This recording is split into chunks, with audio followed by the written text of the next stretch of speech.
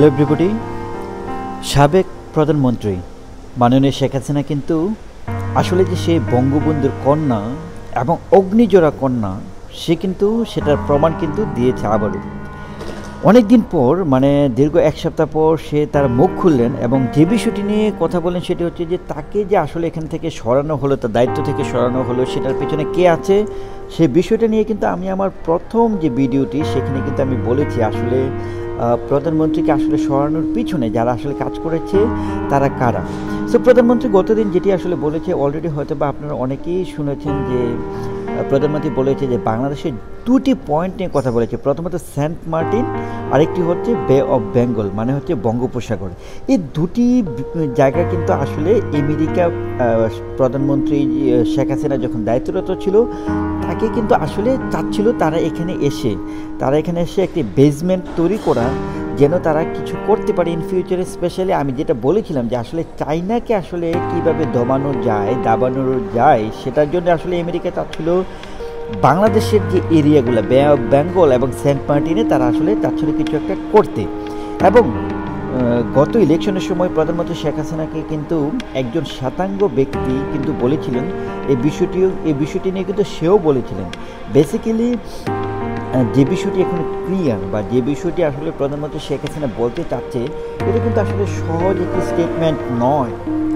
আমি কী জন্য এই কথাটি বললাম যে এই বিষয়টি সহজ নয়, সেটার রিজনটা হচ্ছে যে আসলে সবার দ্বারা কিন্তু আসলে আমেরিকার বিপক্ষে গিয়ে কিন্তু কথা বলা পসিবল নয়। সবাই কিন্তু চায় যে আমেরিকাকে আসলে সাথে কনফ্লিক্ট হোক, সেটা কিন্তু কেউ চায় না। কিন্তু প্রধানমন্ত্রী শেখ হাসিনা কিন্তু যখনই আসলে তাদের সাথে আসলে কোনো কিছু বলার মতো পরিস্থিতি ছিল তখনই কিন্তু আসলে সে বিষয়টি নিয়ে কথা বলেছে। আমরা দেখেছিলাম যে ইলেকশনের আগ মুহূর্তে কী বলেছিল এবং বর্তমান সময়েও কিন্তু আসলে সে যেভাবে বলছিল, আসলে যে সিচুয়েশনগুলো ফেস করেছিল আমেরিকার সাথে সেটা কিন্তু ক্লিয়ার করেছিল আগেও।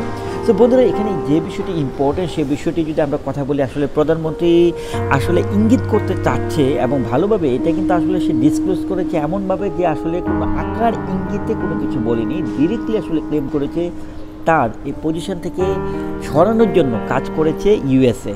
সো আপনারা এই বিষয়টাকে কীভাবে দেখছেন? এবং আমার যে প্রথম যে ভিডিওটি সেখানে কিন্তু আমি ক্লিয়ার করেছিলাম যে ইউএসএ কাজগুলো কেন করছে। প্রথমত চায়নার যে বর্তমান অবস্থান, সে অবস্থানকে যদি আসলে 10 থেকে 15 বছর যদি তাদেরকে এই প্রগ্রেসটা ধরে রাখতে পারে তাহলে কিন্তু আমেরিকা থেকে অনেক গুণ বেশি এগিয়ে যাবে চায়না।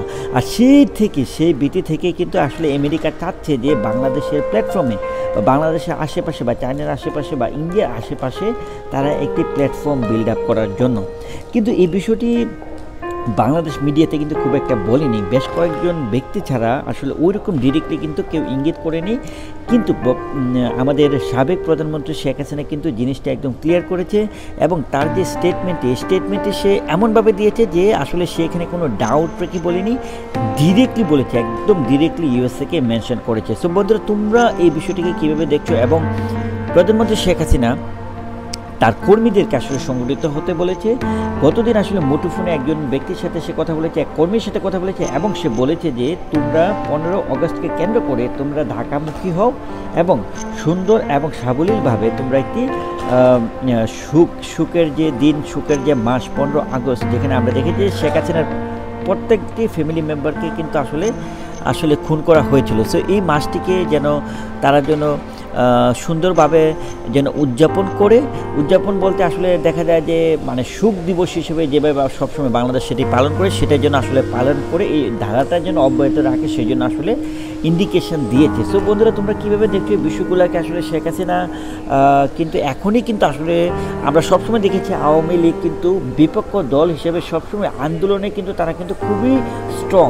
এবং এই বিষয়টি কিন্তু আমরা এখনও দেখতে পাচ্ছি সজীব জয়, যে কিনা শেখ হাসিনার একমাত্র পুত্র, সে কিন্তু প্রতিনিয়ত বিভিন্ন মিডিয়াতে কিন্তু আসলে সে কিন্তু ইন্টারভিউ দিচ্ছে, কথা বলছে এবং প্রতিনিয়ত তাদের আপডেট জানাচ্ছে এবং তাদের কর্মীদেরকে রক্ষা করার জন্য তাদেরকে কিন্তু দিক নির্দেশনা দিচ্ছে। শেখ হাসিনাও কিন্তু সেটি করছে। সো বিষয়টিকে কীভাবে দেখছো? এই বিষয়টিকে কেন্দ্র করে আসলে নতুন করে কল্পনা এবং বাংলাদেশের প্রেক্ষাপটে এই যে দুটি জায়গাকে যে কেন্দ্র করে যে কমেন্টস করলো সেন্ট মার্টিন এবং বঙ্গোপসাগর বে অফ বেঙ্গল, এখন যদি বর্তমান কেয়ারটেকার গভর্নমেন্ট ইউএসএর সাথে সম্পৃক্ত হয়ে বে অফ বেঙ্গল অথবা সেন্ট মার্টিন দ্বীপে যদি আমেরিকাকে হস্তক্ষেপ করতে দেয়, এই বিষয়টি কোন দিকে গড়াবে সেটাই দেখার বিষয়। সো আমি বলবো আসলে সাবেক প্রধানমন্ত্রী শেখ হাসিনার যে স্টেটমেন্টটি, এটি আসলে বঙ্গবন্ধু কন্যার দ্বারাই পসিবল, যে কিনা তার জীবনের ঝুঁকি নিয়ে কিন্তু এই কমেন্টসটা করেছে বলে আমি মনে করি। কারণ আপনারা জানেন বন্ধুরা, যখনই আসলে ইউএসের ব্যাপারটি আসে সবাই আসলে চুপ থাকতে চায়, কিন্তু প্রধানমন্ত্রী শেখ হাসিনার মধ্যে যে তার বাবার যে অন্যায়ের প্রতিবাদ, সেটা কিন্তু সে করতে পেরেছে বলে আমি মনে করি। আপনাদের ওপিনিয়নটি জানতে চাচ্ছি। Thank you so much.